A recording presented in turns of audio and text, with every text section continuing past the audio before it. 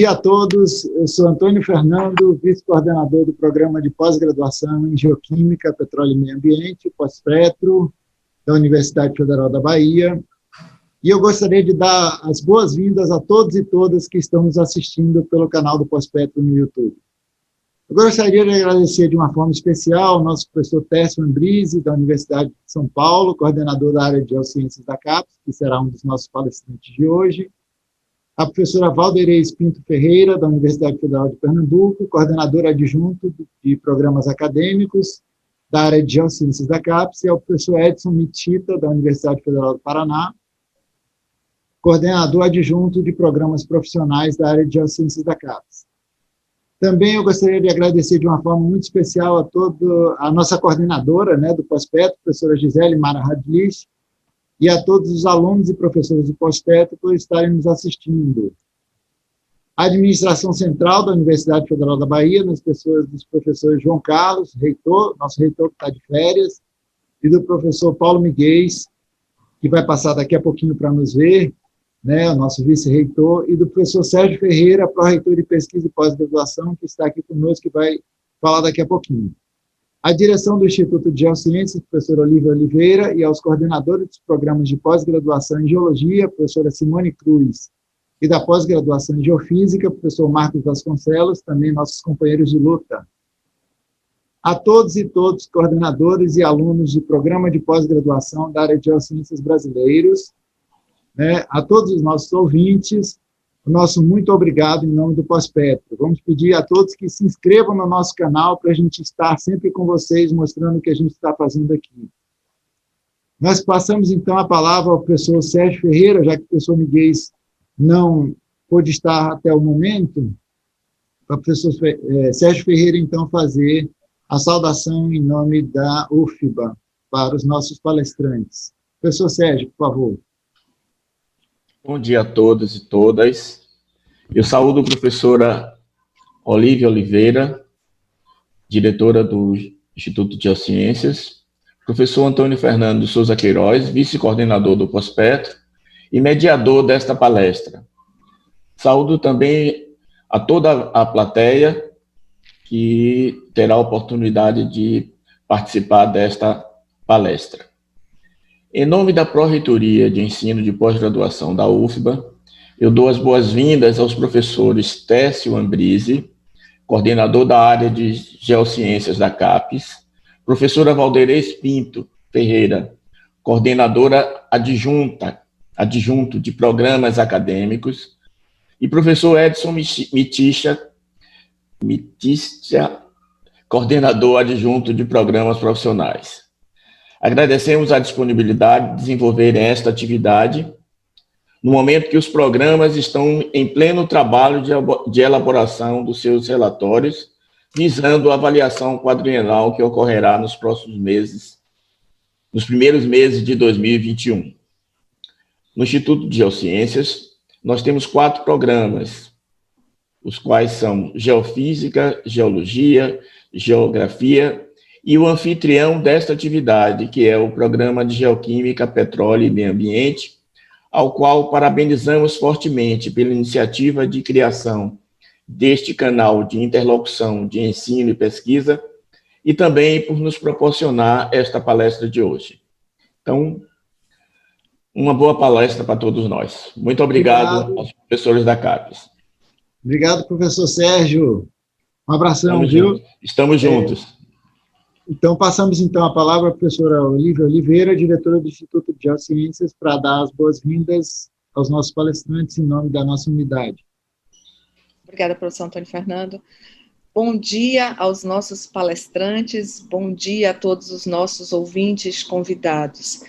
É uma grande honra para o Instituto de Geociências ter essa palestra organizada pelo Pós-Petro, em colaboração com os nossos programas de pós-graduação, também da unidade Instituto de Geociências da área Geociências. Professor Técio, professora Valderez e professor Edson. Saiba que é uma grande honra e um imenso prazer estar aqui com vocês para ouvi-los. Certamente será uma palestra de luxo. Então, desejo uma excelente palestra para os senhores e estou no aguardo, ansiosa, para que essa pandemia cesse e que possamos tê-los aqui presencialmente para visitar a nossa unidade e visitar as instalações dos nossos programas. Um grande prazer, boa palestra para todos nós.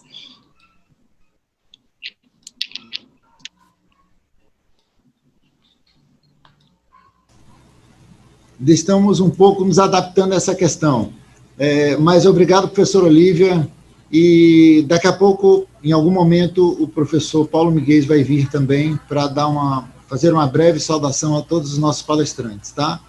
Então, feito isso, nós passamos a palavra ao nosso primeiro palestrante, professor Tércio Ambrise, coordenador da área de Geociências da CAPES, que então irá apresentar a sua palestra. Professor Tércio, por favor. Muito obrigado, professor Antônio.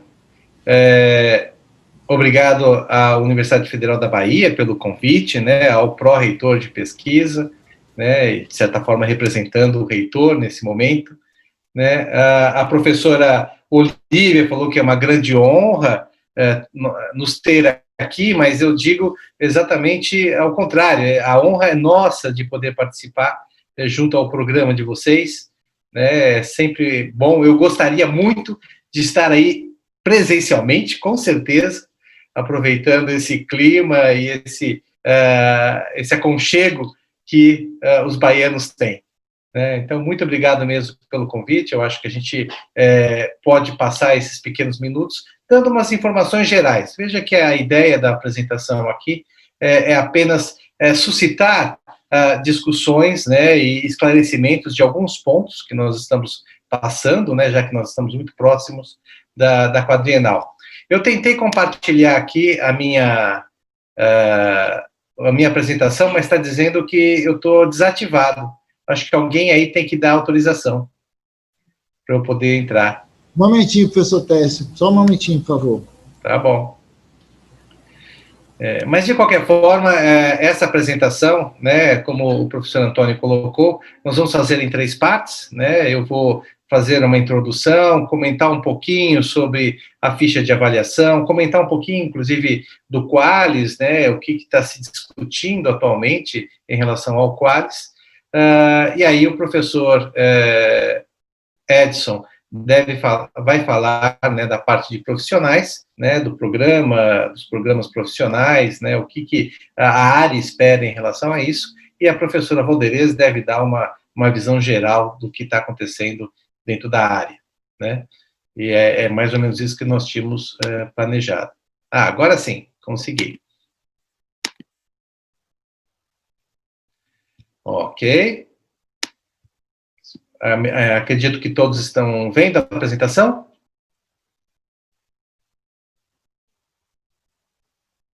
Sim? Sim, estou vendo. Sim. Ótimo. Vou colocar em modo apresentação. Bom dia, professor Tércio, está perfeito, está perfeito. Então tá bom. Eu vou colocar em modo apresentação e quando eu faço isso eu não tenho acesso ao chat. Então, se vocês tiverem alguma pergunta, podem abrir o áudio para fazer as perguntas. Eu sei que vai ter as perguntas depois com as pessoas que estão acompanhando via YouTube. Né? Isso, nós vamos fazer depois, vamos passar todas as perguntas para vocês, não precisa vocês se preocuparem agora, a gente vai ter tudo aqui listado direitinho. Obrigado. Então, tá bom, nada. Vou botar aqui o meu apontador laser. Ok, né? Então, novamente, muito obrigado pelo convite. Calma aí que tem uma faixinha aqui que precisa desaparecer. Muito obrigado pelo convite para essa apresentação. Então, meu nome, de qualquer forma, é Tércio Ambrise, sou atual coordenador da área de Geociências, e junto comigo, nessa coordenação, tem a professora Valderez Ferreira, da Federal de Pernambuco, e o professor Edson Mitishita, da Federal do Paraná. Tá? Bom, iniciando, deixa eu falar primeiro quem somos, né? Como estamos distribuídos no Brasil e com quais conceitos CAPES nós estamos distribuídos nessa linha. Bom, nós somos hoje, temos atualmente 58 programas, são 30 da área de ciências geológicas, 12 da área de ciências atmosféricas, 6 da área de ciências oceanográficas, 5 da área de ciências geodésicas e 5 da área de ciências geofísicas, né? E, obviamente, em cada uma dessas áreas, né, nós temos lá a geologia, a geoquímica dentro das ciências geológicas, a meteorologia dentro das ciências atmosféricas, a geologia global e aplicada nas ciências físicas, e note que aqui, né, só nessas duas aqui, já engloba os 3 programas da Universidade Federal do Paraná, né, dentro do Instituto de Geociências. Temos as ciências geodésicas, né, onde temos geodésica, cartografia e sensoriamento remoto, né, e as ciências oceanográficas, né, extremamente importante, oceanografia física, química e geológica. Então, são as sub-áreas das geociências, e onde nós temos todos os nossos programas de pós-graduação, né. Em termos de distribuição regional no nosso país, né, claro que tem uma concentração maior de programas no Sudeste, né, e aí o azulzinho aqui representa programas que têm mestrado e doutorado, e ainda bem que os programas que contêm mestrado e doutorado são a sua maioria dentro da nossa área, né. Existe também alguns programas que só têm mestrado, né. Veja que o Nordeste vem em segundo lugar em termos de número de programas, seguidos pelo Sul, o Norte e o Nordeste. Note que o verdinho aqui são os programas de mestrado profissional, onde o professor Edson deve falar um pouquinho daqui a pouco. Então, como a gente vê, né, a nossa área tem a maior parte dos seus programas com mestrado e doutorado, e isso é extremamente importante, porque é onde nós criamos a massa crítica, né, de especialistas dentro da nossa área. Quando a gente pensa em termos de distribuição de notas, né, a nossa área sempre foi muito equilibrada, né.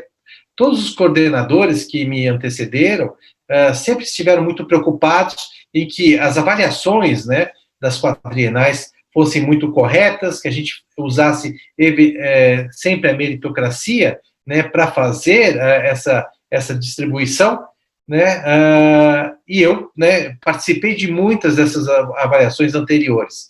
Então, o que a gente nota é que a nossa distribuição de conceitos, né, na nossa área é similar à distribuição média de todos os programas de pós-graduação que a CAPES gerencia, né? Ou, na verdade, não gerencia, mas segue, né, em termos de orientação. Então, veja que, em termos gerais, né, de todos os programas da CAPES, 36% ficam no conceito 4 e 32% no conceito 3. E nós também, né, de todos os nossos programas, e aqui o azulzinho é na trienal de 2010 e 2012, e o verdinho é na quadrienal 2013 e 2016. Então, veja, né, independente, e essas duas últimas mostram isso, nós também temos a maior parte dos programas concentrados no conceito 4, né, e outros programas concentrados no conceito 3. Né. O conceito 4, né, na verdade, é aquele que te proporciona você ter um curso de mestrado e doutorado. Então, na verdade, não é coincidência que a gente tenha também a maior parte dos programas, né, com mestrado e doutorado. A partir do conceito 4, você já poderia solicitar efetivamente um doutorado dentro do seu programa. Né? E o 3, na verdade, alguns programas têm se mantido no 3, e a nossa experiência é que eles sempre consigam passar para o 4, mas também tem os novos programas, eles sempre entram com o conceito 3. Então, esse número de 14, por exemplo, em 2013, tem um pouco dessa característica, quer dizer, programas novos que entraram dentro das geociências e que eles entram com o conceito 3. E aí vejam que a distribuição entre os 5, né, que é considerado um conceito de excelência, um bom nível de internacionalização, vem em terceiro lugar, seguido pelo conceito 6 e 7, que é o conceito de programas com alto nível de internacionalização, né, e de atuação do ponto de vista nacional e internacional. né? E isso coincide também com a distribuição da CAPES. Então, veja que a área de geociências, ela sempre esteve preocupada, né, em que os programas consigam avançar, e a avaliação que tem sido feita ao longo desses últimos anos sempre foi uma avaliação, se tentou fazer uma avaliação muito justa, né, efetivamente olhando o mérito dos programas para dar os conceitos, né. E aí, quando a gente olha a distribuição desses dois, notamos que eles coincidem, o que é excelente, né. E os programas aqui da área de geociências da Universidade Federal da Bahia, como eles estão, né? Vou falar de uma forma muito breve, porque eu vou usar um pouco isso para discutir a ficha de avaliação e, eventualmente, o QUAS, né? Antes de falar da Universidade da Bahia, vamos olhar um pouco, né, em termos de mundo, né, as ciências da Terra e planetária. E aqui são dados de 2013 e 2014. Notem que, né, quando a gente olha o mundo, a geoquímica e petrologia, geologia e geofísica respondem por quase 30% da produção dentro da área de ciências da Terra e planetária, né? Nível de citação da ordem de 5,3, né? E publicações com coautorias de pesquisadores de outros países, né, aqui eu estou falando do mundo como um todo, da ordem de 30%. Então, essas três áreas, né, da Universidade Federal da Paraíba, da nossa área de geociências, têm um peso muito importante quando a gente pensa em termos de publicação, né? Mas isso eu estou olhando o mundo, né? Se eu olhar agora o Brasil, né, e aí os dados aqui só de 2013 a 2018, também para a área de ciências planetárias, de novo, né, as três áreas têm um peso muito importante em termos de publicação. Note que artigos publicados, né, citação de artigos no mundo é da ordem de 5,3 e no Brasil é da ordem de 5,5, ou seja, muito próximo do nível mundial, né? Então, essas três áreas juntas têm uma publicação extremamente intensa, né, e importante, né, perdendo praticamente ou empatando com a oceanografia.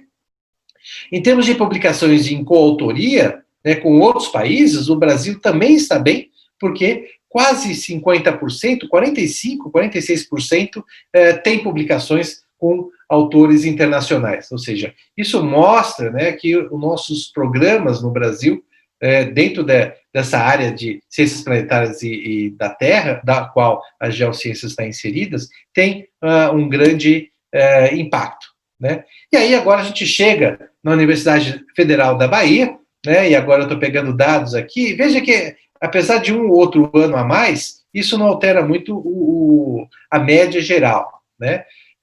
De novo, pegando dentro da Universidade Federal da Bahia a área de ciências da Terra e planetária, veja que a citação de artigos é da ordem de 4,7, não muito distante do que se espera em termos de Brasil e do que se espera, o que se obtém em termos mundiais. E, de novo, né, as áreas de geoquímica e petrologia, geologia e geofísica da Universidade Federal da Bahia respondem, né, dentro da área de ciências atmosféricas, de ciências da Terra e planetária, por 40% da produção, né? A segunda área mais importante, na verdade, é a oceanografia, tá certo? Então, e em termos de colaboração internacional, a Universidade Federal da Bahia, dentro dessa área, de seus programas, corresponde a 32%, que não está muito distante da média do Brasil, que é 45%, né? Inclusive, a citação em artigos tops, né, também, a Universidade da Bahia está em torno de 13%, a média no Brasil é 20%. Então, na verdade, o peso, né, da área de ciências da Terra e planetária, e particularmente das áreas das geociências, na Universidade Federal da Bahia, é extremamente importante, né, e tem um impacto muito grande. E aí, se eu olhar apenas num detalhe rápido, né, os três programas, tanto de geofísica, quanto de geologia e de petróleo e meio ambiente, né, em termos de colaboração, é interessante porque a geofísica tem um bom nível de colaboração internacional, né, e uma colaboração institucional, né, muito equilibrada também com uma colaboração nacional. Já a geologia, né, tem um pouco menos, né, de colaboração internacional, mas uma colaboração nacional muito exacerbada. E aí a área de geoquímica, né, com petróleo e meio ambiente, a colaboração internacional é muito grande, né, é menor em termos de colaboração internacional, né, e institucional também não muito grande, mas a colaboração nacional é muito grande. Ou seja, há uma boa interação, né, embora, né, uma colaboração internacional sempre seja muito importante, uma vez que isso facilita e ajuda, né, nas avaliações dos programas. Eu também estou colocando aqui rapidamente a parte de número de publicações, né, dos 3 programas, Geofísica, Geologia e Geoquímica, né, e aí o que se nota é um número grande de publicações, há uma tendência de aumento, né, veja que 2020 não acabou ainda, portanto, está baixo, mas quando eu olho de 2017 a 2019, ambos os programas estão com uma produção com uma tendência positiva, né? Alguns deles têm número de publicações em revistas tops mais alto, né? Outros menos, mas de qualquer forma existe uma tendência positiva em termos de publicação de ambos os programas. Quando eu olho um pouco em termos de onde está sendo publicado, né? Tanto o de Geofísica, Geologia, como de Geoquímica, né, claro que a maior parte das produções é na própria área, né, mas em particular a geoquímica, por exemplo, está ligada a petróleo, a colaboração em publicações na área de oceanografia, por exemplo, é massiva, né?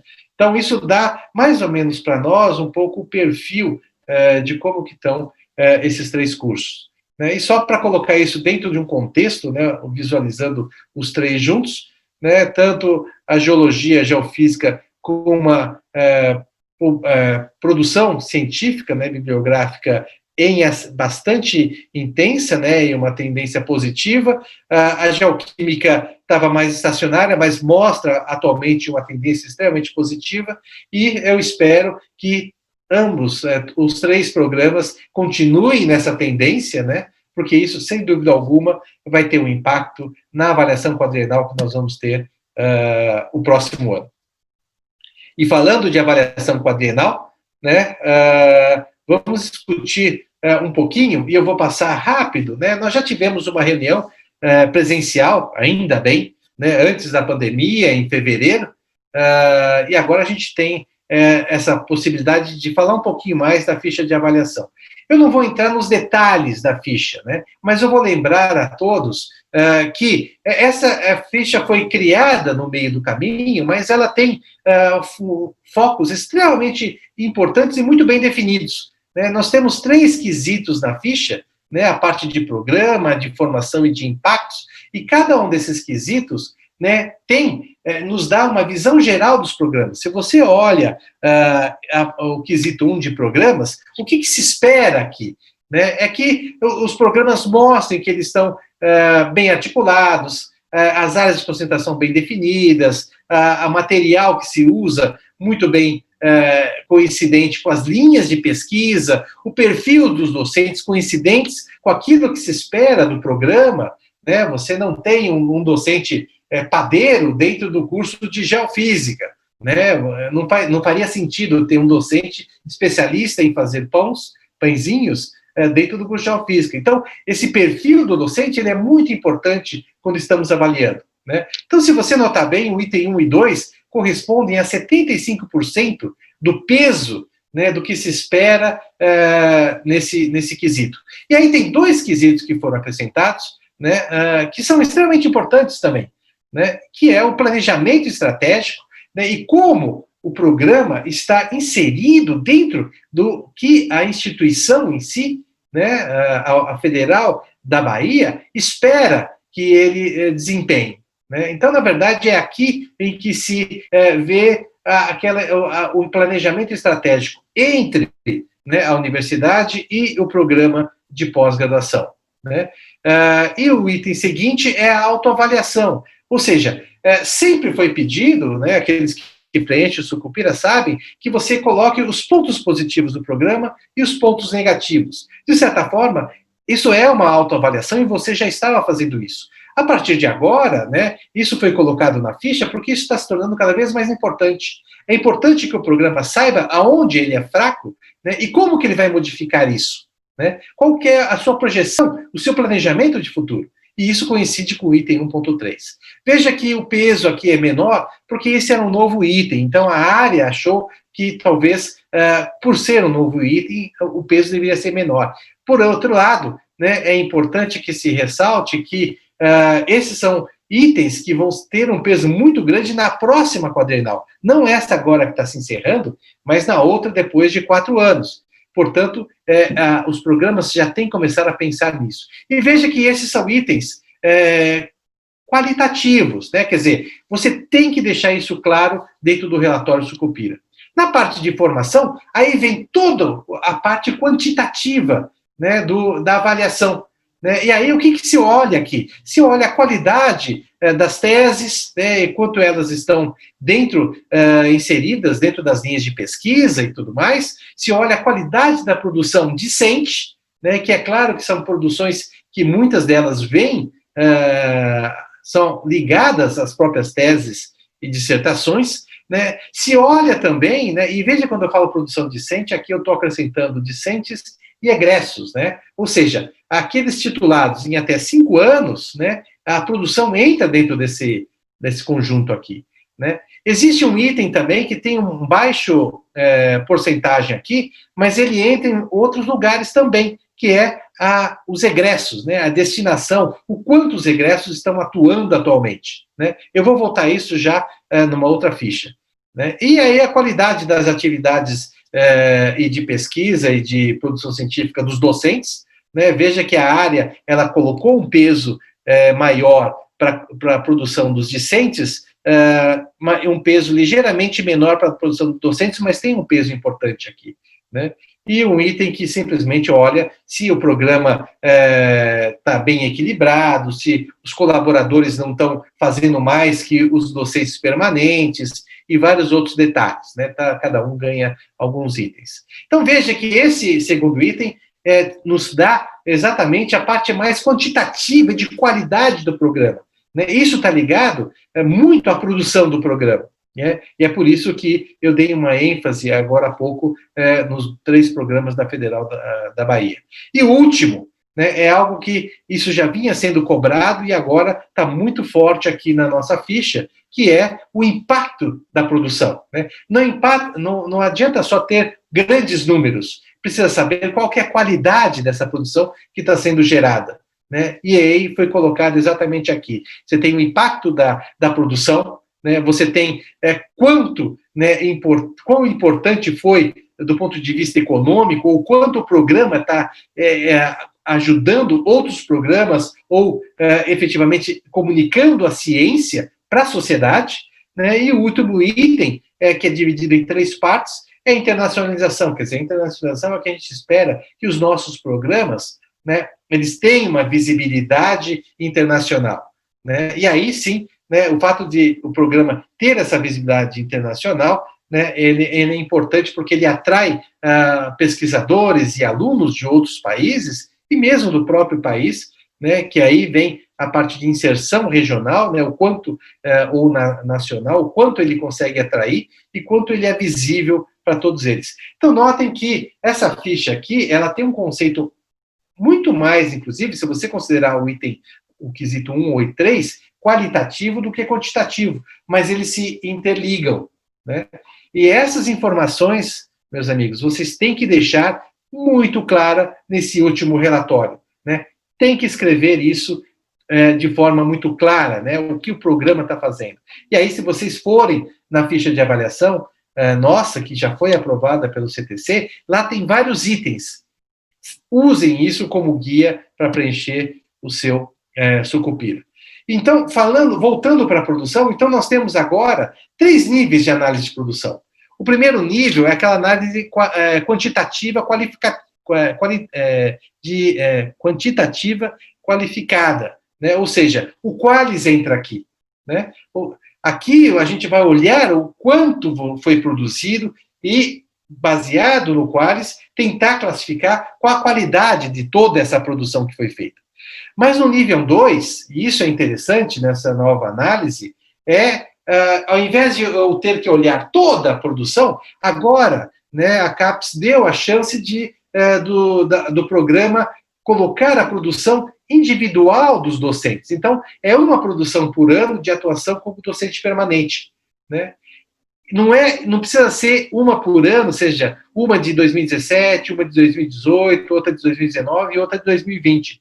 Você pode até colocar, né, todas as produções de 2020. Né? Não precisa ser exatamente uma por ano na média. Né? Então, se o docente foi contratado em 2018, por exemplo, ou 2019, ele só tem dois anos de produção. Né?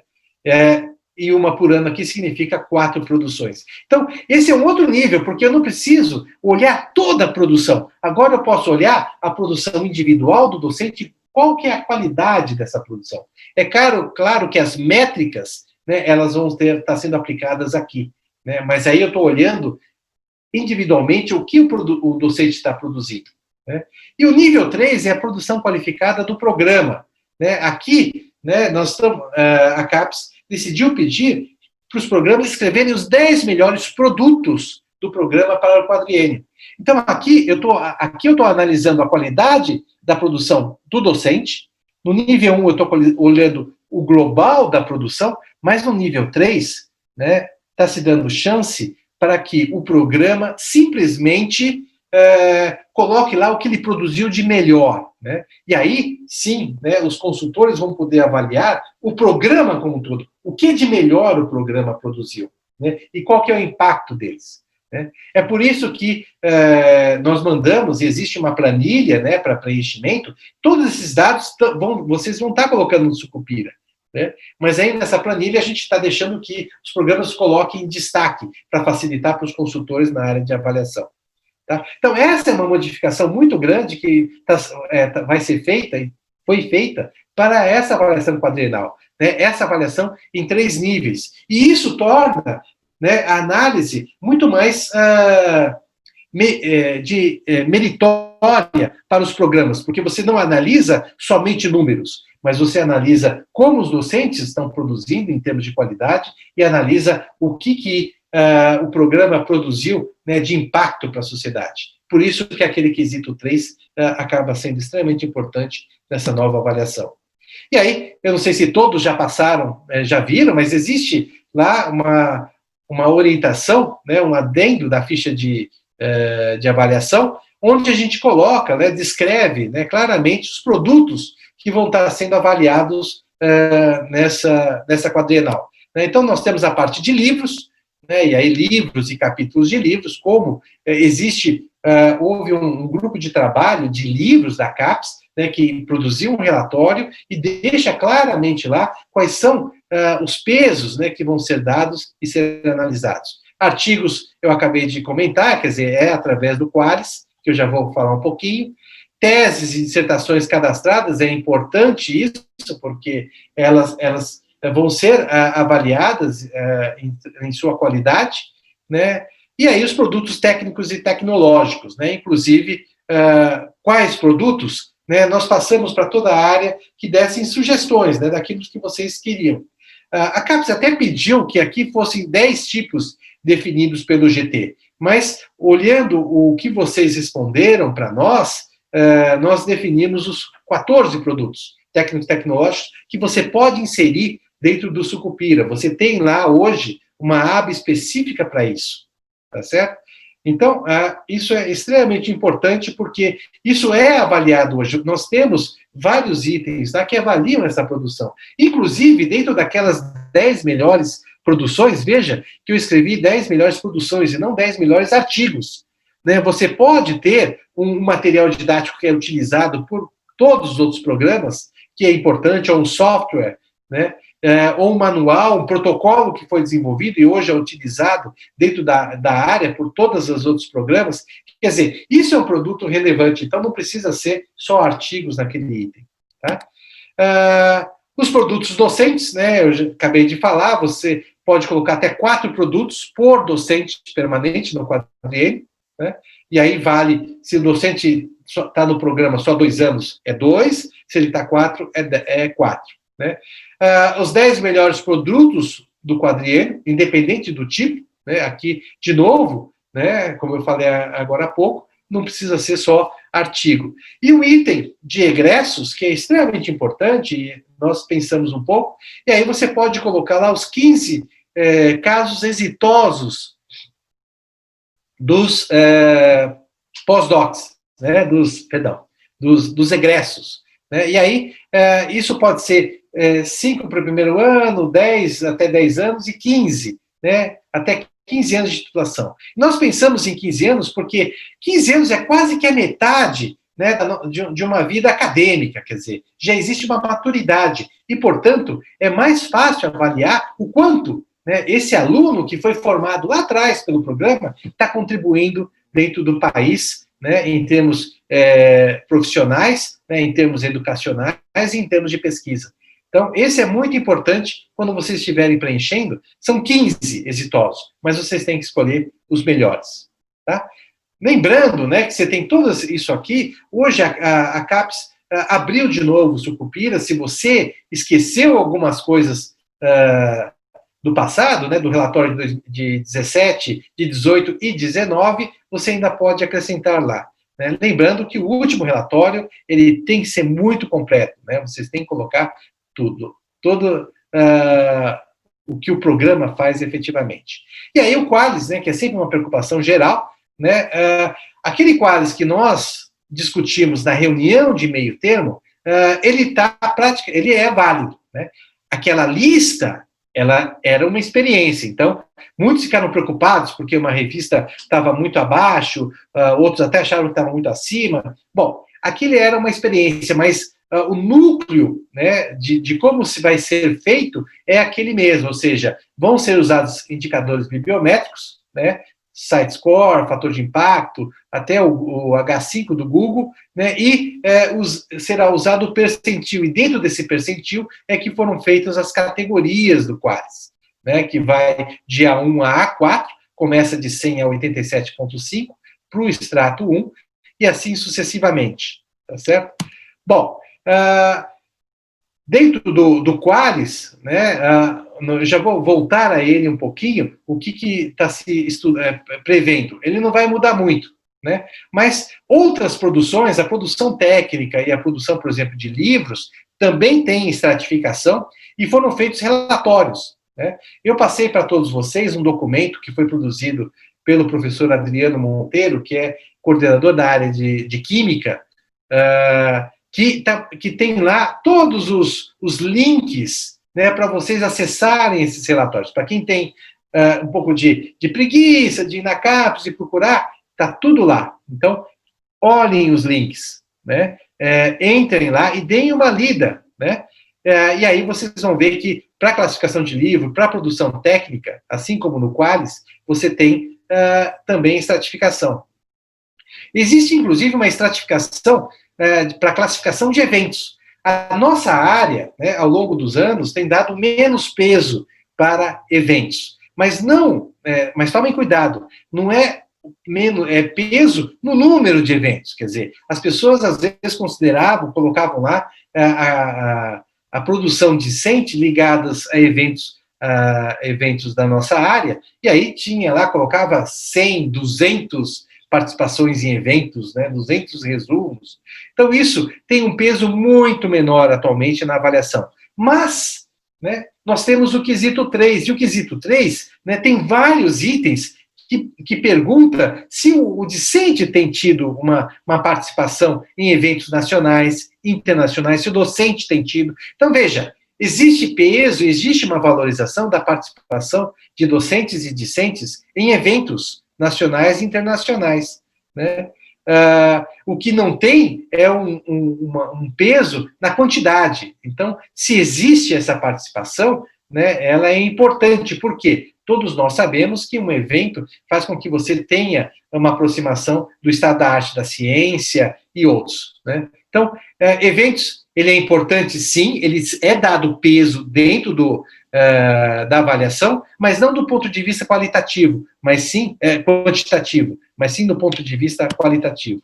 E aí, voltando para o Qualis, né, o que está acontecendo atualmente? Né? O Qualis vai ser ele foi atualizado em 2019, tivemos a nossa reunião de meio termo, né? Houve alguns problemas, né? Quando saiu aquela lista experimental, nós vimos que havia algum problema em termos de área-mãe. Algumas áreas, por exemplo, supervalorizaram algumas revistas, né? Que inclusive não tinham um índice bibliográfico, né? Não estavam indexadas em nada, e, no entanto, passaram na nossa área, elas costumavam ser tipo B3, né? B3, o B4, e passaram lá em cima, né, B5, passaram lá em cima para A1, A2. Né? Então, isso nos chamou muito a atenção, a CAP sabe disso e está fazendo pequenos ajustes nessa direção. De qualquer forma, vai ser esse ano atualizado, já deve ter sido, inclusive, agora em julho, os indicadores do SCOPS, né, do Web of Science, do H5, né, e isso, então, vai ser recalculado o Qualis referência, né, com o que nós temos de produção até agora. Tá? E, obviamente, para 2020, assim que fechar o coleta, né, esses dados vão ser atualizados e inseridos de novo no sistema. Então, para esse ano, a gente já deve ter uma outra pré-lista, onde aí sim, né, a área provavelmente vai ter alguns consultores e que as revistas, né, podem ser ligeiramente reenquadradas. De que forma? Né, os limites de alterações, esses praticamente foram confirmados, né, e falta bater um martelo do CTC para confirmar alguns desses limites, para confirmar alguns desses ajustes, mas os limites, em geral, 20% de status podem ser alterados, tanto para cima, um nível para cima quanto para baixo, e 10%, 2 para cima ou 2 para baixo. O que significa? Uma revista B2, ela pode eventualmente passar para B1, ou até para B3, ou então ela pode passar para A4 ou até para A4. Né? O que varia isso? Alguns indicadores. Né? A área sempre usou, de qualquer forma, indicadores. Né? O peso da revista para as áreas, né? Se ela está no cielo, né? Se ela tem regularidade. Né? Então, existem alguns indicadores. Essas mudanças, elas não são aleatórias. Não, porque eu sou amigo de fulano, eu vou passar a revista. Não. Né? O grupo, ele analisa a qualidade da revista e a importância das publicações da nossa área nessa revista. Tá? A área-mãe aqui, existem algumas propostas de aumentar o período de publicações e, portanto, você diminui, né, um pouco, se suaviza o fato de uma ou outra área ter o domínio da revista como área-mãe e não ter, uma visão diferente em termos de qualificação da própria revista, e também uma das ideias é atribuir à área-mãe quando o total de produções da área for superior a 50%. Ou seja, a revista Acarajé da Bahia, extremamente delicioso e importante, né? Mais de 50% dos pesquisadores da área de geociências publicam lá. Então, a revista Acarajé da Bahia vai fazer parte do escopo da área de geociências, e aí ela pode ser reenquadrada. Tá? Isso tudo está sendo discutido agora e provavelmente ainda esse ano a gente vai ter um outro Qualis de referência. Mas não, veja, para a nossa área isso não vai alterar muito aquilo que nós discutimos em 2019. Por quê? 80%, quase 85% das revistas, né, da nossa área são revistas indexadas. E, portanto, são revistas que, tirando a oscilação natural de um ano para outro, em termos de fator de impacto, e, portanto, você pode até alterar ligeiramente os extratos, se ele estiver muito no limite, não deve ser alterado. Os outros 15% é que a gente pode olhar com mais carinho, né, e uma visão muito mais focada do que a gente tem feito e onde tem produzido aqui em termos nacionais. Ok? E aí, muito obrigado pela atenção. Veja, a ideia é dar só essa visão geral ampla. Agora, tanto a Valderez quanto o professor Edson vão estar falando em alguns outros detalhes. E depois a gente está pronto para as perguntas. Muito obrigado a todos.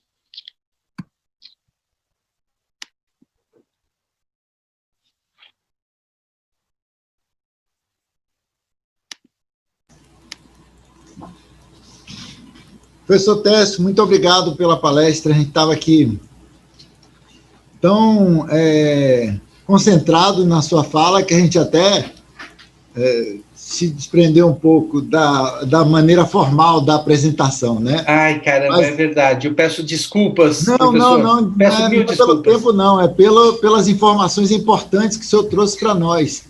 Então, a gente estava aqui com os números ligados a todas as informações que estavam vindo, né? Essa situação da quadrienal, essa situação do acarajé, então, próximo da hora do almoço, da revista Acarajé da Bahia. Tá ótimo. Então, professor, nós agradecemos bastante a sua apresentação. Nós vamos conversar daqui a pouquinho, né, no momento das perguntas, e eu passaria, então, para a professora Valderez Pinto Ferreira, para ela fazer, então, a sua apresentação. Então, vou dar um panorama geral, né, da pós-graduação em Geociências no Brasil, baseado no documento de área que todos os coordenadores receberam e esperamos, né, que tenham olhado, talvez nem com tanta atenção. O professor Técio já apresentou uns 3 ou 4 slides, mas isso não há problema, a gente vai continuar a apresentar alguns outros dados que estão nos documentos de área, principalmente. Então, o professor Técio falou que a área de geociências, né, na verdade, ele engloba 5 sub-áreas, né, atmosféricas, geodésicas, geofísicas, geológicas e oceanográficas, e são 58 programas no Brasil, dos quais mais da metade é da área de ciências geológicas, né, são 30 programas, seguido de ciências atmosféricas, oceanográficas e ciências geodésicas e geofísicas, cada um com 5 programas cada. Desse total de 50 programas, 14 programas têm apenas mestrado, 42 programas são completos, com mestrado e doutorado, e 3 programas são mestrado profissional. Isso representa um crescimento de cerca de 30% nos últimos 10 anos. Né? 43 passou para 58 programas, e é um número pequeno no Brasil para a área, considerando que no Brasil são 3.743 programas, né? E nós somos apenas 58 programas. Bem, esta é a distribuição que o professor Técio falou, né? A distribuição de programas no Brasil por região. Os programas profissionais têm apenas 3, um na região Nordeste, um no Sul e um no Norte. E a gente vê que as regiões Norte e Centro-Oeste são regiões que têm menos programas, 3 na região Centro-Oeste, 5 na região Norte. Aparentemente há uma assimetria, mas isso, em parte, pode ser explicado pelas dimensões, né, pela densidade demográfica dessas duas regiões. Esta é a distribuição no Brasil, por estado, dos programas de pós-graduação. Disparado, né, como era de se esperar, São Paulo é a região do Brasil que tem o maior número de programas de pós-graduação, são 13 programas, todos eles completos, né, com mestrado e doutorado. Seguido do Rio de Janeiro, que tem 6 programas, dos quais de completo, mestrado e doutorado, 3 programas só de mestrado. A Bahia aqui tem 3 programas, né? O pró-reitor falou num programa de geografia, mas geografia não entra na nossa área de avaliação, portanto, são 3 programas e não 4. Os 3 são completos com mestrado e doutorado.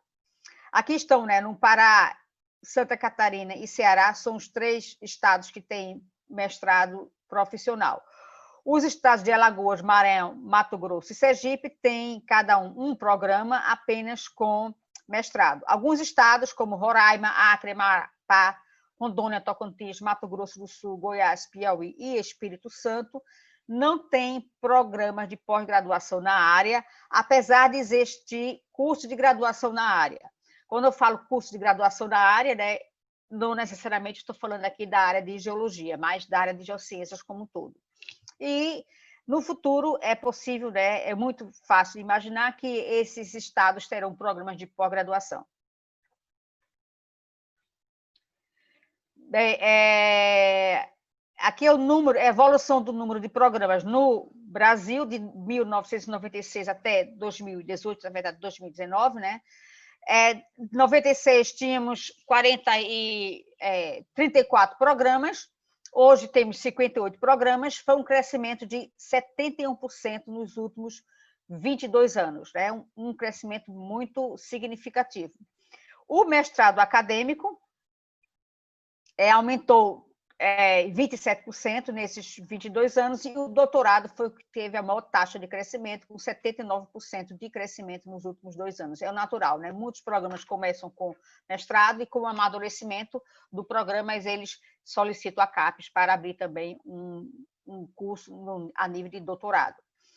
Então, em 96, né, havia 11 programas de mestrado e 23 de doutorado, e em 2018 tínhamos 14 de mestrado, 3 programas mestrados profissionais e 41 cursos de doutorado. Essa o professor Técio falou também, que é a evolução das notas no programa, no triênio 2010-2012 e em relação ao quadriênio 2013-2016. Né? Então, o professor Técio já comentou isso aqui, que 63% das notas, né, nós estamos como a média nacional, são os programas de 3 e 4, e cerca de 12%, né, tem cada um programas 5, 6 e 7. Né? Cada um desses níveis tem aproximadamente 12% dos programas no Brasil. Então, a área tem um perfil mais ou menos estável ao longo desses dois períodos de avaliação, o triênio e o último quadriênio. O professor Técio falou também, que eu acho que isso aqui é muito bom, os artigos, né, em periódicos nos extratos quales CAPES, né, o ano base de 2013 e 2016.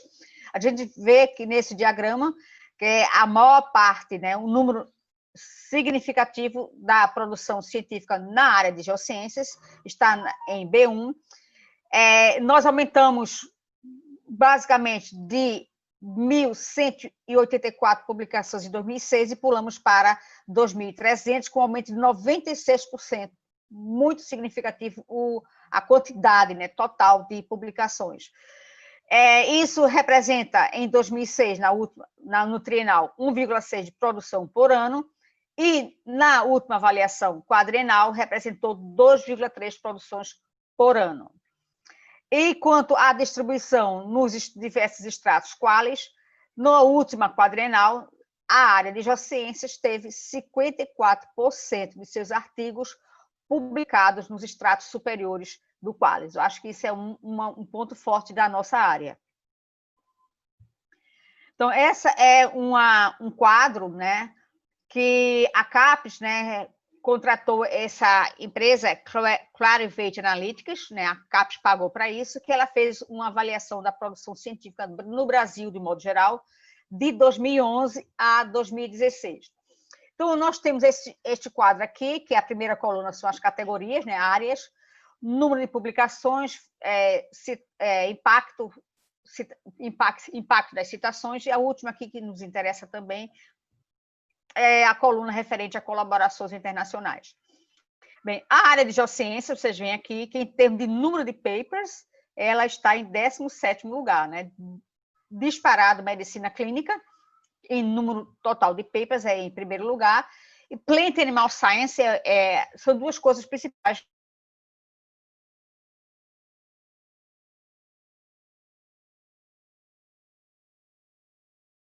Então, sem sombra de dúvidas, artigos relacionados à medicina e Plant Science, né, Animal Science, disparam, né, junto com Agricultural Sciences.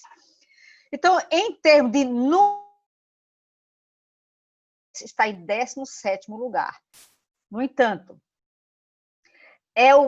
a terceira área com o maior nível de colaboração internacional. Veja aqui, na última coluna, que é a percentagem de colaboração internacional, a área de geociências tem artigos, do número total de papers, 53% dos artigos têm colaboração internacional. Estamos em terceiro lugar.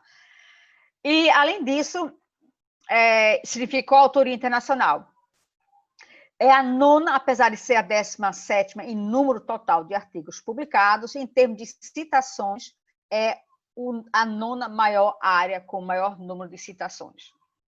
Então, vocês podem pegar aqui, tem endereço aqui embaixo, vocês podem acessar essa análise feita pela Clarivate para a CAPES. Então, no contexto geral, as publicações, né, da área de geociências no contexto geral, a geociência está aqui embaixo, é a 6ª posição em termos de impacto em relação à média mundial na área para os artigos publicados em 2011. Então, a geociências está muito bem a nível nacional e a nível internacional. Bem, antes que me perguntem, eu já acrescentei 3 slides para mostrar para vocês aqui o seguinte. Muitos vão perguntar e eu digo sobre a situação da Bolsa na CAPES. Em fevereiro, nós tivemos uma reunião em São Paulo para discutir a nova ficha da avaliação.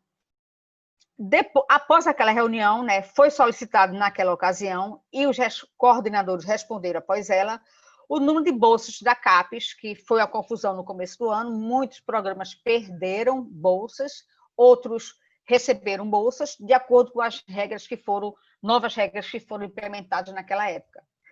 Então, eu fiz um levantamento aqui, eu não consegui o número completo na CAPES, o site da CAPES, a plataforma Sucupira, ainda está desatualizado em termos de bolsas, né? Mas em 2019, esta era a situação da área em termos de bolsas na CAPES. Existiam 432 bolsas de mestrado, demanda social, e 378 para o doutorado, um total de 810, 135 bolsas do PNPD, e para outras agências, né, havia outras bolsas de outras agências que totalizavam 454 bolsas. Isso a situação em 2019 da CAPES. Os valores para 2020 não estão ainda disponibilizados na CAPES, mas eu fiz uma comparação com o valor declarado pelos programas em fevereiro de 2020. Na ocasião, nem todos os programas estavam representados, eu acho que faltaram 3 programas, se não me engano. Bem, o que foi declarado por eles, pelos coordenadores, foi o seguinte: em termos de bolsas de mestrado, foram perdidas um total de 147 bolsas e ganhas 33 bolsas. Alguns programas perderam e outros programas ganharam, a maioria perdeu. Então, teve um saldo negativo de 114 bolsas. E o doutorado perdeu 81 bolsas e ganhou 52 bolsas. O doutorado ganhou bem mais bolsas do que o doutorado, do que o mestrado, também perdeu menos. Além daquelas bolsas sem empréstimo, aquelas bolsas apenas que continuaram até o aluno concluir o curso. Então, fazendo a diferença, nós vimos que, considerando o número de bolsas de mestrado e doutorado em 2019 e o número de bolsas de doutorado perdidas declaradas, né, comparada com a de 2019, nós ficamos com 667 bolsas. Perdemos um número significativo de bolsas de mestrado e doutorado, de 810, baixando para 667 bolsas. As PNPD continuam o mesmo, e de outras agências de fomento, eu considerei como sendo a mesma, não sei os valores, né? Considerando apenas as bolsas da CAPES.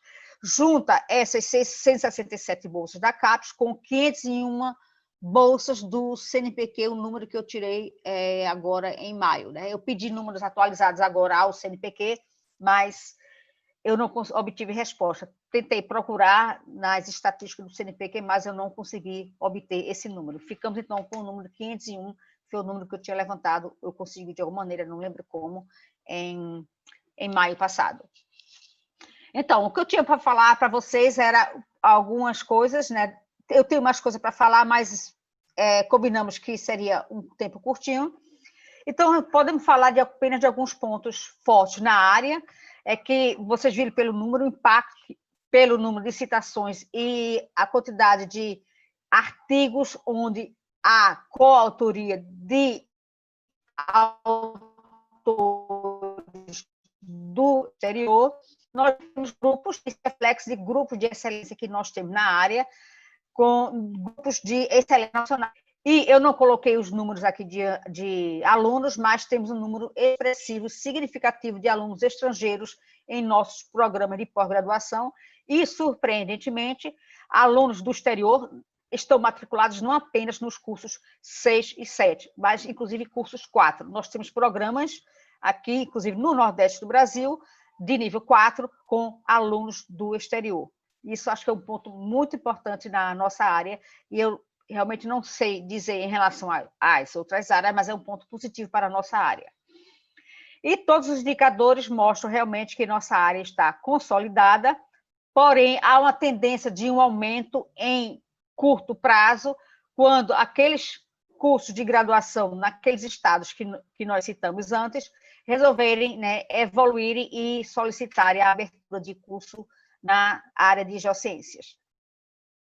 E outro ponto muito importante da nossa área é que nós estamos com mais de 50% da nossa produção científica nos estratos superiores da CAPES. Eu não sei quantas áreas, talvez o professor Técio saiba, ele, inclusive, participa do CTC, tem esse número. Realmente não sei dizer em relação a outras áreas qual a percentagem que está com publicações nos estratos superiores da CAPES, né? Temos uma expressiva média, de artigos e capítulos, né, em relação ao docente permanente por ano, que é uma média de 2,7, vamos dizer que é uma boa média, uma média global. Logicamente que esses números variam de programas para programas e inclusive de professor para professor. A gente sabe que há alguns programas onde a produção científica se concentra mais em um certo número de professores. E a próxima avaliação quadrienal, inclusive, vai identificar isso, uma vez que vai pedir, como o professor Técio falou, os artigos por docentes. Isso vai ser avaliado no próximo quadriênio. Eu não citei aqui, mas existe uma interação com iniciativa privada. Nós mostramos ali um número significativo de bolsas para mestrado e doutorado, que vem de agências, outras agências estaduais, mas também vem da iniciativa privada. E o nosso sistema está equilibrado, com baixo número de descredenciamento ao longo do tempo. Eu não me lembro, na última quadrienal, quantos cursos foram descredenciados. Eu acho que nenhum foi descredenciado. O professor Técio pode me confirmar esse número mais tarde. Algumas das fragilidades da área, entre elas há ainda o desequilíbrio na distribuição regional, mas, em parte, nós explicamos isso pela baixa densidade demográfica daquelas regiões, né? Dificuldade, né? Alguns docentes da região norte, principalmente, eles conversam, eles falam das suas dificuldades de absorver docentes nos programas, a dificuldade de reter, né, os docentes, de eles permaneçam no programa por um período indefinido. E ainda tem um crescimento relativamente, né, do número de programas, em razão da limitação de programas, que nós já falamos sobre isso, mas deve aumentar por região, e esse desequilíbrio tende a diminuir com o tempo. Então, basicamente é isso que eu queria apresentar. Obrigada pela atenção. Eu tenho outros slides. Se surgirem algumas perguntas sobre o assunto, a gente pode voltar a eles. Muito obrigada, mais uma vez, pela oportunidade, professor Antônio e professora Olívia. Obrigado, professora Valderez, pela sua excelente apresentação. Usei meu tempo certinho, né? Não ultrapassei. Okay. Mas eu acho que o grande interesse de todos os programas de pós-graduação no Brasil, de ter a oportunidade de vir aqui para assistir, para conversar um pouquinho com a gente hoje, faz com que até a gente possa dar um pouco mais de tempo, né? Porque, na realidade, essas reuniões são feitas em ocasiões que normalmente a gente fica uma manhã inteira, o dia inteiro, 2 dias, né? E aí hoje vocês estão fazendo uma breve apresentação mais rápida para poder dar essa oportunidade a todos de ter essa visualização de uma série de métricas, de uma série de parâmetros que vão ajudar na nossa construção dos nossos relatórios no final do ano. Eu vou, então, agradecer a professora Valderez e passar, então, a palavra ao professor Edson Mitita, da Universidade Federal do Paraná, que é o nosso coordenador adjunto de programas profissionais. Bom dia, professor Edson. Por favor, com a palavra. Bom dia a todos, bom dia, professor Paulo, bom dia, professor Olívia, muito obrigado pelo convite e pela possibilidade de estar aqui apresentando aí algumas considerações sobre os programas profissionais na área de geociências. Eu preparei aqui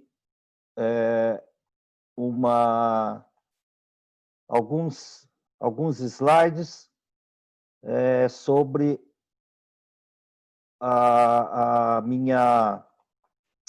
sobre o que eu acho importante, o que achamos importantes, né, para que a comunidade de geociências saiba a respeito dos programas profissionais na área. Como todos sabem, a nossa experiência, o nosso conhecimento com programas profissionais na área de geociências, ela é bastante limitada pelo fato do número de programas que a área possui nos dias atuais. Nesses últimos anos, em função da forma como a CAPES tem gerenciado as reuniões, nós aprendemos bastante a respeito de programas profissionais, principalmente com a discussão relacionada com a modalidade de doutorado profissional. E com isso, nós tivemos a oportunidade de criar aí um documento de área, um documento APCN, que procura, né, retratar ou trazer informações importantes a respeito dessa modalidade. Sempre existe um sombreamento em relação ao acadêmico versus profissional. Eu vou procurar trazer aqui algumas informações que julgo serem mais importantes e para tentar elucidar um pouco essa questão. Então, tudo que eu fiz está no documento de área e no documento orientador, a PCN. Desculpe que meus slides estão um pouco carregados, mas eu vou falar só de coisas mais importantes e depois, se desejarem, posso passar esse documento para o professor Paulo ou então enviar para toda a área. Veja... Professor Edson, só um minutinho, precisa expandir os slides, eles não estão aparecendo na tela toda. Não está aparecendo? É só clicar aqui embaixo em apresentação de slide. E agora? Na parte de baixo da tela tem a apresentação de slide. E agora? Tá ok? Perfeito, perfeito. Perfeito. Tá ok. Obrigado. Então, a modalidade profissional, o objetivo principal é formar um profissional diferenciado do mestrado acadêmico e do doutorado acadêmico. O profissional tem que ter habilidades para acompanhar o desenvolvimento científico e tecnológico e resolver os problemas aí complexos, avançados, com a parte empresarial e social. Essa é a visão da área sobre o profissional, né, formado num mestrado profissional ou doutorado profissional na CAPES. O curso profissional, então, deve ter o mesmo rigor de um curso acadêmico, ter uma estrutura curricular diferenciada, né, com presença de aspectos inovadores, né, no aspecto de ensino, aprendizagem, flexibilidade necessária para favorecer uma interação com o setor produtivo, né, e demanda social da onde está sendo implantado o curso.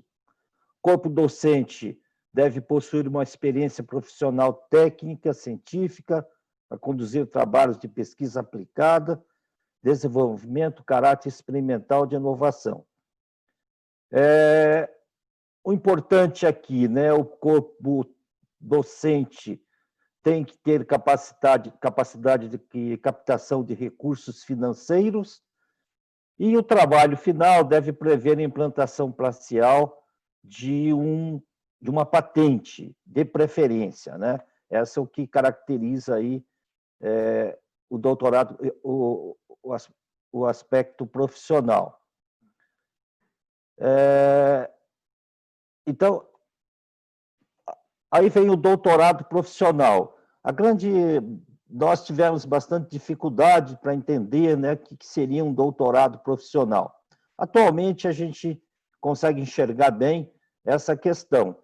Um doutorado profissional seria aquele programa profissional que está trabalhando com tecnologias, com desenvolvimento tecnológico e não consegue desenvolver o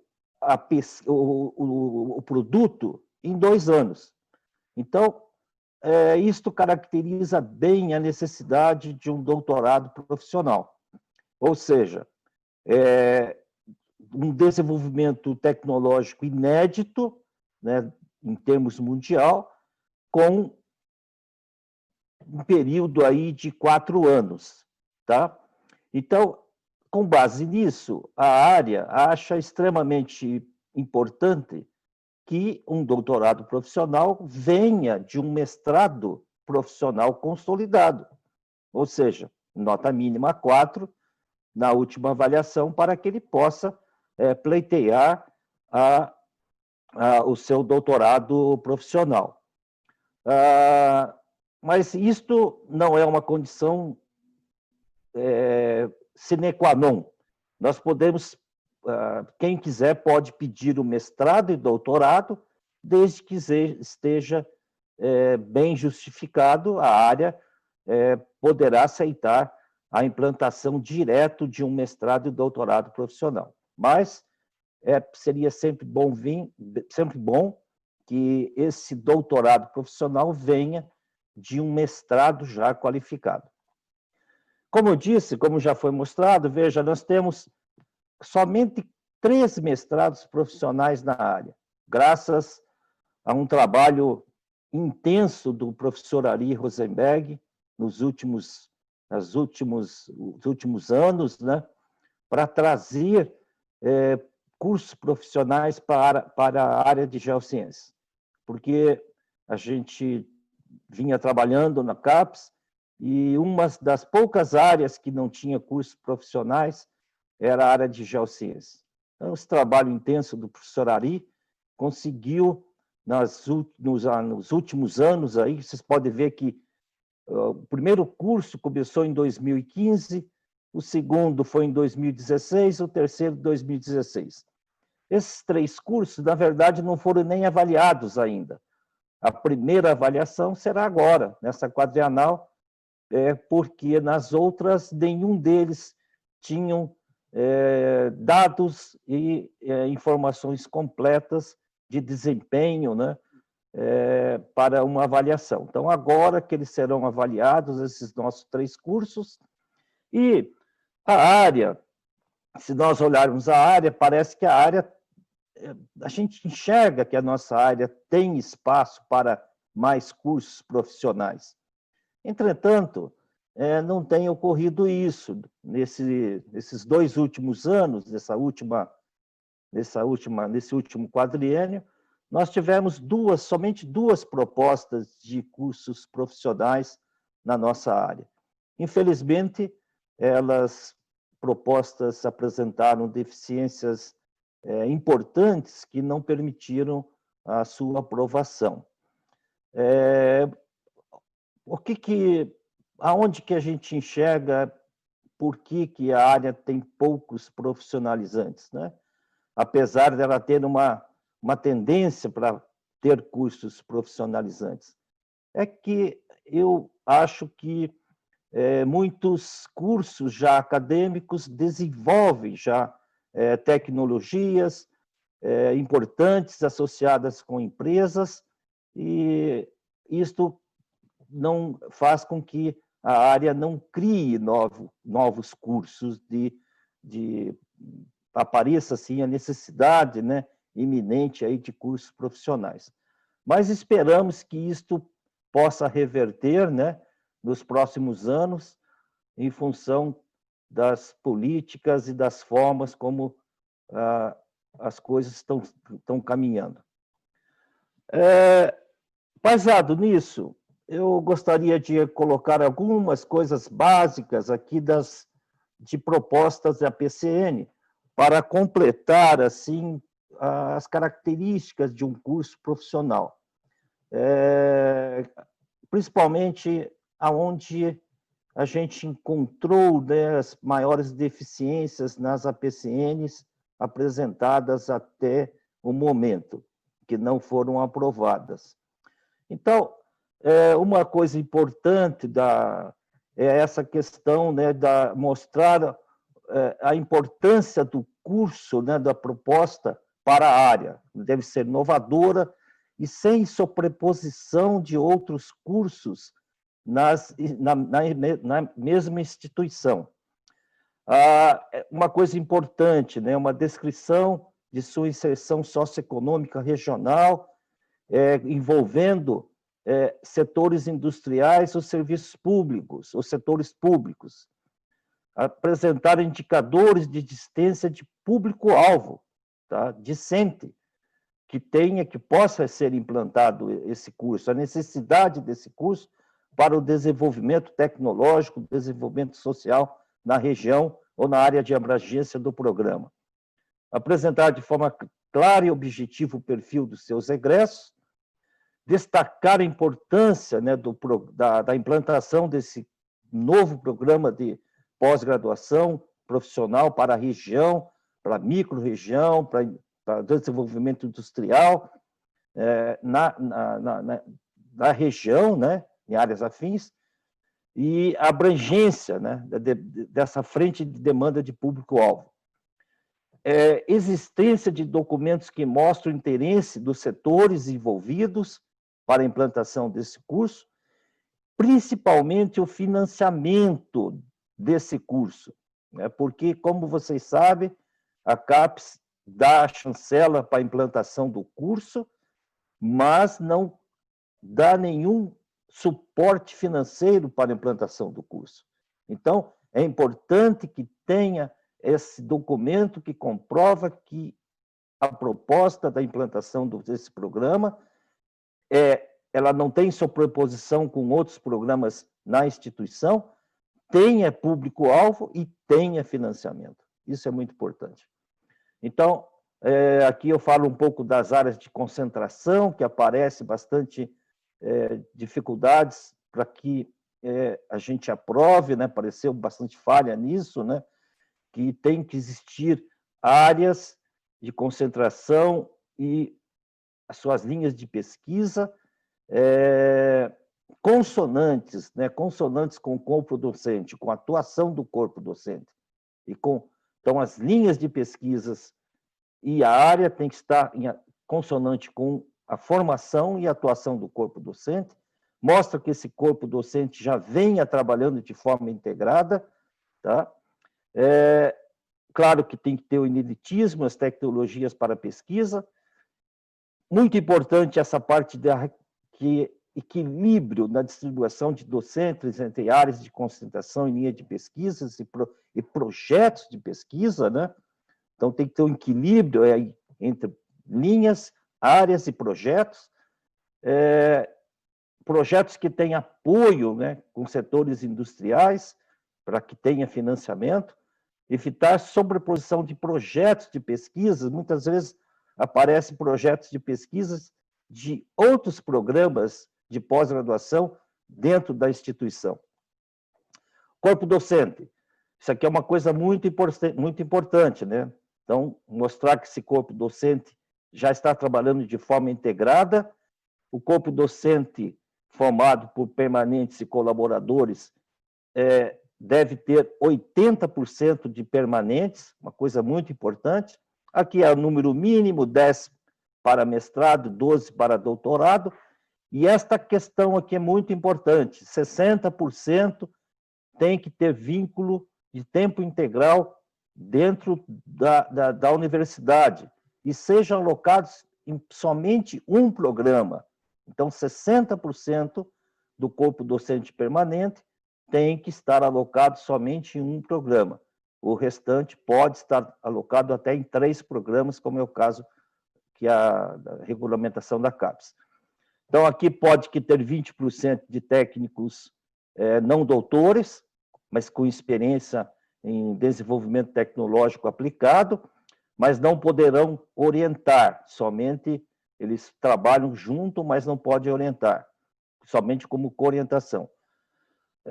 Muito importante que esses professores, que esses docentes permanentes possam consigam obter recursos para a pesquisa e a participação, experiência de participação do corpo docente na parte do desenvolvimento tecnológico industrial, tanto na parte industrial como no serviço público. A produção intelectual é uma coisa também bastante importante, que que nós encontramos deficiências quando analisamos as APCNs, que diz o seguinte: apresentar 5 produções mais relevantes. Essas produções, de preferência, são artigos e produtos tecnológicos. Então, sempre tem que, para cada docente permanente, tem que ter pelo menos um produto tecnológico junto com essas 5 produções. Então, está aqui que pelo menos 80% do corpo docente tem que ter um detentor de um PTT nos últimos 5 anos. Coloquei aqui alguns exemplos, o professor Tércio já colocou os exemplos de produtos tecnológicos e recomenda que as produções tecnológicas relevantes estejam presentes nas 5 produções. Então, essa era a questão sobre os APCNs, para mostrar bem essa característica de um curso profissional. E a questão da avaliação, como eu já mencionei, nós nunca tivemos uma avaliação de fato dos programas profissionais.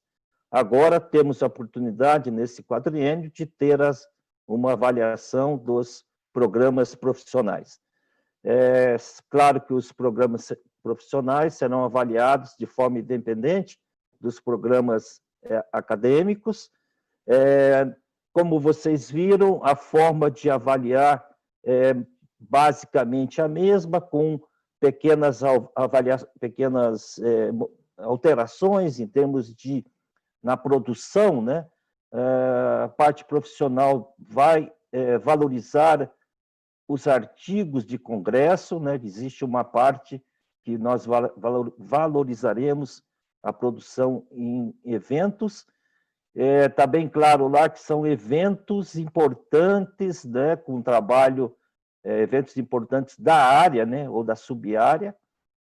E no impacto da sociedade também existe uma pequena variação em termos de ponderação. Então, estamos também, né, agora aprendendo, né, com uma nova avaliação, agora que vamos poder fazer uma avaliação dos profissionais, mas, de forma geral, eles seguem a mesma proposta que está lá na ficha de avaliação. Então, era isso que eu queria apresentar sobre os profissionais. Eu acho que, pelo menos, pretendia aqui falar dos tópicos mais importantes que mostram o que é um programa profissional. E eu gostaria só de complementar peço licença para o professor Tércio, complementar uma coisinha importante sobre o Qualis.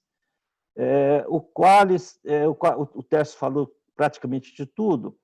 Uma coisa que eu queria falar é que existe uma coisa que todos os programas, quer dizer, uma grande maioria nos passou, que está relacionado com que algumas sub-áreas têm periódicos importantes que não foi, vamos dizer assim, dentro do que a sub-área enxerga, valorizado de forma apropriada. Nós já tivemos algumas considerações, algumas informações sobre vários periódicos e várias considerações. Elas não foram implementadas, não foram colocadas nesse Qualis que está aí que é uma coisa não oficial, mas serão devidamente analisadas todas as questões que foram ser passadas para verificar se tem mérito a solicitação enviada pelos coordenadores para que a gente possa corrigir, né, certas impropriedades aí na classificação realizada. Então, é isso que eu queria falar. Então, é isso, professor Antônio. Obrigado, professor Edson, pela excelente apresentação, né? E eu queria, então, chamar agora os nossos palestrantes.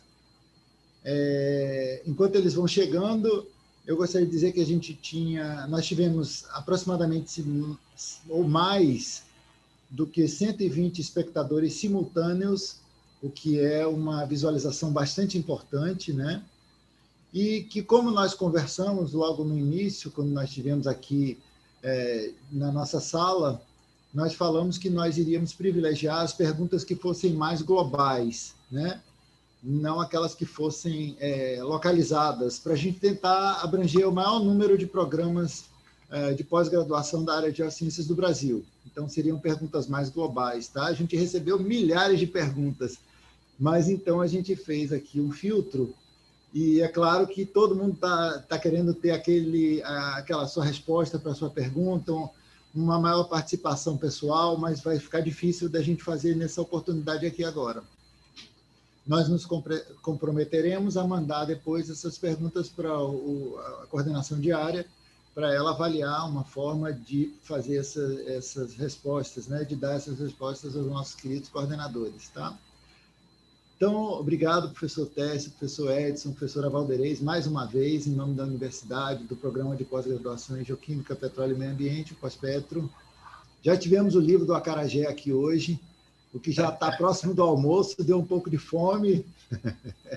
Mas vamos, então, tentar cobrir algumas perguntas, que eu sei que os nossos visualizadores, as pessoas que estão nos assistindo, elas têm uma série de dúvidas, né? Bom, nós pegamos algumas que concentram problemas gerais ou perguntas gerais. A primeira é: os programas de pós-graduação estão sendo afetados consideravelmente pela pandemia. Isso implicará o tempo de titulação, fluxo discente, por exemplo, né? Como o comitê pretende avaliar o impacto dessas questões voltadas à pandemia? Eu acho que a gente poderia fazer 3 questões, né? Depois fazer mais 3, tá? E essa é a pergunta do professor Vanderlei Coelho, por exemplo, e da professora Gisele Radlich, daqui do Pós-Petro. Depois, a professora Simone e o professor Wilson Figueiró, eles perguntam: quando sairá a lista qualis final e se a CAPES tem uma distinção entre periódicos de acesso aberto e aqueles que cobram pelo acesso às publicações. A terceira seria, então, do professor Landim, José Maria Landim, que ele, então, pergunta, parabeniza, né, pelas excelentes apresentações, e se existe alguma preocupação por parte da CAPES em simplificar a plataforma Sucupira. Então, vamos a essas 3 primeiras. Por favor. Não sei se o professor Técio gostaria dele fazer a primeira, a segunda, a professora Valderez, a terceira, a professor Edson, alguma coisa nesse sentido. Ele passaria a bola aí entre os nossos queridos participantes da área de geociências da CAPES. Ok. Bom, primeiramente, obrigado a todos, né, que estão acompanhando aqui. Eu vejo que é muito mais gente do que os nossas 58 áreas, né? Mais do dobro do que o número de programas que nós temos na nossa área de geociências. Que bom, né? Com relação às 3 perguntas, né? A primeira pergunta, particularmente, sim, a CAPES, na verdade, tem acompanhado, né? É uma preocupação, tanto é que a entrega do relatório Sucupira, do 4º relatório, foi postergada, quer dizer, se esperava que ele fosse entregue no início do ano, mas vai ser entregue agora só em final de março, né?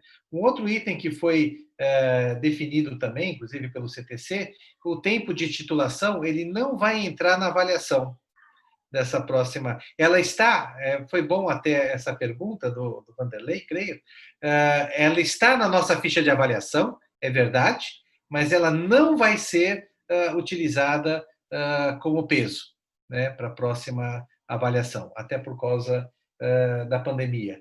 Então, sem dúvida alguma, né, os consultores, na hora da avaliação, vão estar orientados em olhar alguns itens mais específicos que pudessem ter influenciado o desempenho dos programas. Por outro lado, a gente sabe que a maior parte do desempenho dos programas talvez seja afetado não esse ano, mas o ano de 2021.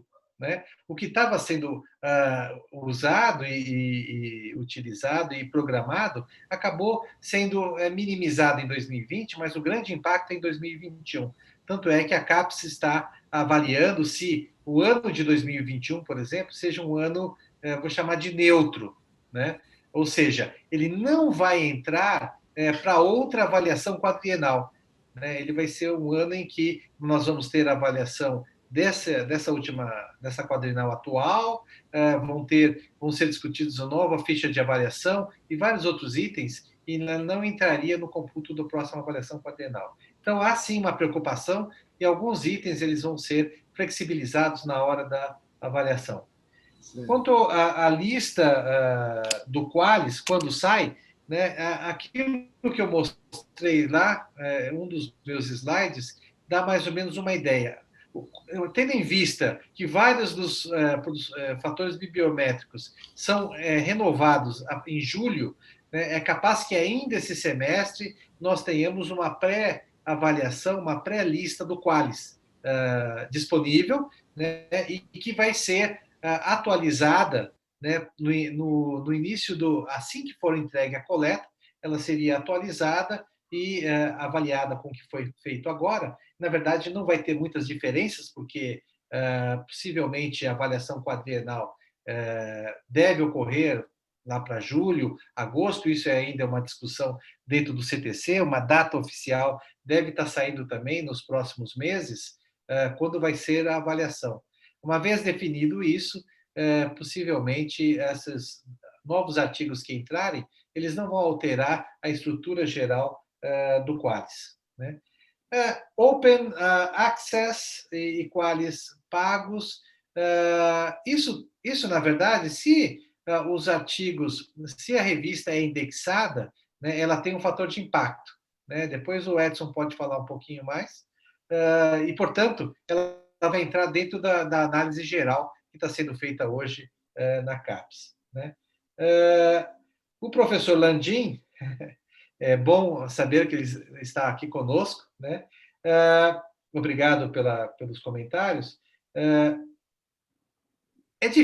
A pergunta é meio difícil, porque se existe uma preocupação em simplificação do Sucupira. Na verdade, cada vez mais, né, nós estamos produzindo dados, é o tal do Big Data. E cada vez mais a gente usa esses dados para avaliação global dos programas. Né? Pensando já que nós estamos discutindo que a próxima avaliação vai ter uma ficha que é multidimensional, né, eu acho que o Sucupira provavelmente não deve ser simplificado, ele deve ser, inclusive, ampliado para que ele possa receber vários dados, diferentes tipos de dados, para que os programas possam cada vez mais serem avaliados no seu global. Né? Essa é uma opinião minha, né? Não tenho uma ideia se a CAPES pensa em fazer algum tipo de simplificação. Eu acredito que não, até nessa ideia de que quanto mais dados, melhor são as métricas, né? Melhor pode ser a estatística que defina a composição, a qualidade do programa. Tá? Passo um pouco para o Edson e para a Valderez, para que eles possam dar as suas opiniões. Um rápido comentário sobre a plataforma Sucupira. Eu concordo com o professor Técio de que vai ser difícil que ela seja simplificada. Pelo contrário, eu acho que vai aumentar cada vez mais. Haja visto a nova ficha de avaliação, que é muito mais detalhada, pede muito mais informações do que na ficha anterior. Eu acho que a tendência não é simplificar, mas, pelo contrário, colocar mais janelinhas de informações lá. Só complementar a questão da pergunta dos periódicos pagos, são pagos, né? A grande questão que a área sempre trabalha é tentar encontrar os periódicos predatórios, né? Esses periódicos que não têm qualidade de publicação e são classificados muitas vezes como um periódico relevante. Então, a área sempre trabalhou na seguinte condição: um periódico tem que estar numa base de dados, uma base de dados que nós sempre trabalhamos, que é a base do Scopus, que é a base mais geral de periódicos qualificados. Então, uma vez que o periódico está na base do Scopus, ele sofre uma classificação. E a gente não tem muita preocupação a respeito disso, porque tem indicadores. A grande questão são as revistas que não estão nesta base. Muitas vezes tem revistas importantes que não estão nessa base. São, por exemplo, revistas nacionais e são revistas novas que não estão nessa base. Então, aí sempre nós tivemos algumas dificuldades. Mas uma coisa que a gente sempre olha sobre os periódicos Open Access, se eles estão na base do DOAJ, nessa base que é a base dos periódicos abertos. E se eles estão lá, já é um indicativo de uma classificação, que vamos dizer que a gente sempre adotou de ser um B4, né, no passado. Então, agora, nós olhamos também isso para ver se existe algum indicativo que esse periódico tem uma base, já está numa base de dados. O restante é difícil, porque a gente nem conhece todos os periódicos, nem sempre a comissão não conhece todo o periódico. Então, é importante, se um desses periódicos que não sejam bem classificados, que os coordenadores possam apresentar informações para que a gente possa rever alguma classificação que não foi apropriada. Acho que é isso. Eu gostaria de acrescentar, se permitir, que essa nova classificação Qualis leva em consideração muitos periódicos que também não estão nas bases de dados, mas que são de alguma forma citados. Então, para isso, uso o Google Academics. Né? O Google Academics cita, às vezes, pega até citações publicadas em anais de congresso. Então, em parte, foi o grupo técnico, né, do novo Qualis teve essa preocupação de tentar enquadrar aqueles periódicos que não são indexados, mas que são citados, que é o Google Academics pega muitos desses periódicos. Até anais de congresso, o Google Academics pega. É só uma observação. Ok, então eu acho que nós já estamos com a hora bastante avançada. Eu gostaria, então, de colocar a última pergunta, né? 2 últimas perguntas. A lista dos 14 produtos selecionados pela nossa área não coincide 100% com a lista da Sucupira. Como faremos ou como fazemos para cadastrar os produtos que não aparecem explicitamente na Sucupira? Depois tem aqui, isso foi o professor Mário Quadros, para a existência de programas profissionais, é necessária a existência prévia de um programa acadêmico? Então, são nossas 2 perguntas, 2 últimas perguntas. Obrigado. Obrigado, professor Antônio. Eu vou responder a primeira, deixo o professor Edson responder a segunda. Na verdade, no Sucupira, realmente não tem todos aqueles que nós selecionamos lá, mas um dos itens é outros, né? E aí, dentro desse outros, significa que você pode colocar qualquer coisa, aí você poderia descrever esses produtos técnicos tecnológicos.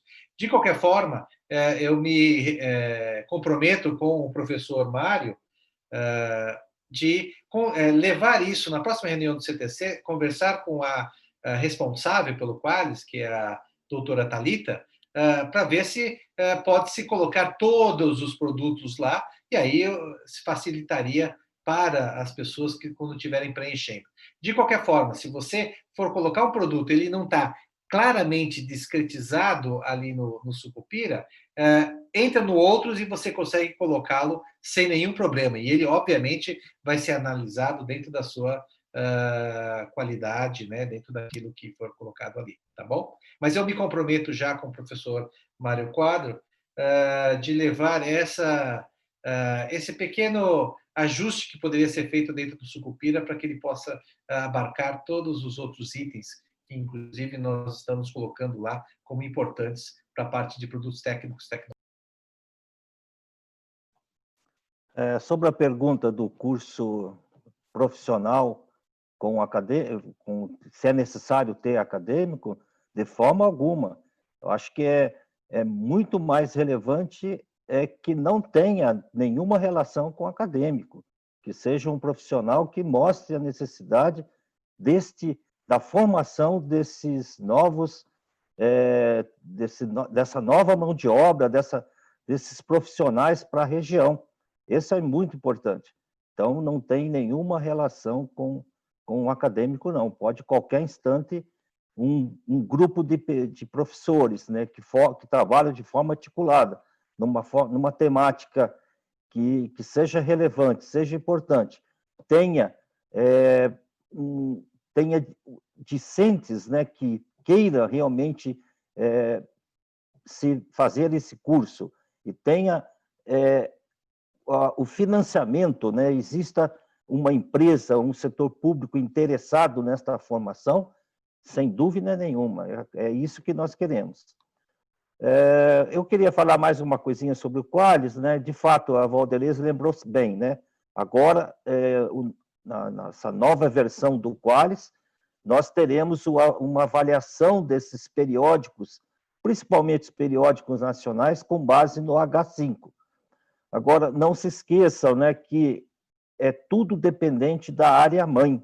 Então, a área-mãe, o que é a área-mãe? É onde tem o maior número de publicações no periódico, onde foi cadastrado o maior número de periódicos, ela que fará a classificação, ela que terá a liberdade de fazer aquela classificação, de aumentar ou diminuir o periódico com base no H5, né, que eles vão usar o H5, que é o H5 do Google. Então, acho que é isso. Ok. Então, nós gostaríamos de pedir a vocês que permaneçam na sala. Nós vamos agradecer a todas as pessoas que estiveram conosco no YouTube, né, nessa manhã de hoje. Dizer que foi uma manhã extremamente produtiva para nós todos que trabalhamos nas coordenações de programas de pós-graduação no Brasil. Dizer que vocês, no momento que a gente já ligou, vocês já aceitaram, mostrando essa interação, essa disponibilidade, essa forma de estarem sempre conosco, né, de uma maneira mais próxima, para nos ajudar, para a gente ter os programas de pós-graduação cada vez mais crescendo. Eu acho que todos estão apostando nisso, né? Todos estão querendo que nós façamos o crescimento juntos. E vocês são pessoas que realmente têm trabalhado de uma forma muito, muito contundente em relação a esse aspecto, respondem com brevidade, estão sempre conosco, fazem reuniões, nos explicam, até as reuniões que aconteceu lá em fevereiro, em São Paulo, né, foi uma reunião extremamente detalhada em relação a aspectos da Sucupira, em relação a aspectos do relatório. Isso faz com que a gente fique confiante, que a gente fique seguro para poder responder a uma série de questões que nos são encaminhadas como coordenadores de pós-graduação. Então, é isso que eu queria agradecer, pedir a vocês para ficarem, agradecer a todas as pessoas que estiveram conosco hoje de manhã no YouTube. Foi uma plateia maravilhosa que esteve conosco até agora. E é isso aí. Obrigado, gente. E proximamente a gente vai ter, então, a nova apresentação. Obrigado.